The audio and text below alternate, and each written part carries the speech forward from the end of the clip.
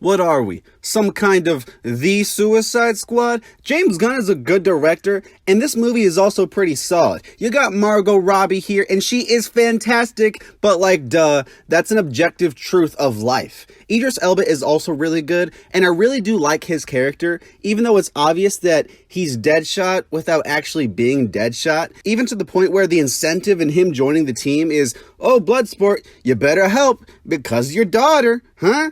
You have a daughter. You gotta help her. The whole thing with Deadshot was that he didn't miss any shots and that he has all these crazy gadget guns. And yeah, that's Bloodsport. I don't think he misses a single shot in the movie, and he's got all these crazy guns. There's one point where he goes straight Nerf or nothing. You guys know that big Nerf gun that also can be a small Nerf gun? There's all those like attachments. Bloodsport, like, he has this gun. He whips it out, like, straight Nerf. I'm pretty sure I saw the logo at the end of the movie. He just whips it out. And also, just look at their physical appearance.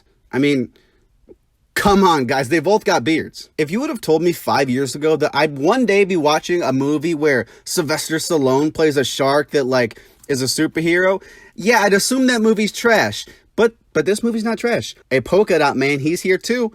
He's cool. Peacemaker is also a cool character, and he's like Captain America mixed with Punisher, and I really do find him interesting. And you know what? I'm looking forward to that show he's getting. It's gonna be good. Ratcatcher is also a freaking awesome character, and she's honestly one of my favorites in the film. She's a good person, she's funny, she's very sleepy, and honestly, she's one of the best characters in the DCEU. Good stuff. Bring her back, or else I'm gonna cry. Like, James Gunn, please, man, seriously, bring her. Honestly, the plot was also pretty solid, and I think that a lot of the time, the whole like non-linear storytelling can be used like just for shock factor like in other movies, but in this movie it didn't really feel like that. With the non-linear aspect and it being broken up into chapters, this really does feel like Pulp Fiction. You got the flashbacks, okay, now we're with Harley, okay, now we're with Bloodsport, okay, now we're with Amanda Waller, and then you got like all this gore and F-bombs. Yeah, this movie is pretty much a superhero version of Pulp Fiction. That being said, I don't think it's distracting or derivative or anything like that. Just something I kind of noticed. The movie is funny, but just like a lot of movies, not all the jokes land,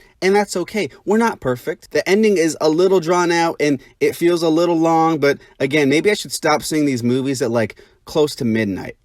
Maybe I'm just getting tired. Also, big time shout out to James Gunn's music selection because it slaps harder than an abusive father. And John Murphy, your score, my guy, it's freaking awesome. That song Ratism off the soundtrack, top-notch stuff. Overall, I thought the movie was pretty good. Not like a 9 out of 10 or anything crazy like that, but it's definitely enjoyable and one of the DC movies that is actually pretty good. I've been giving these movies scores off of like how much you should pay to see it, and I'm happy to finally give a score higher than like $7 or $8. I would say a ticket to this movie is like $13. Go see it for that much, and I'm putting it in B tier, right above In the Heights. Thanks again for watching, and remember, it's Nerf or nothing.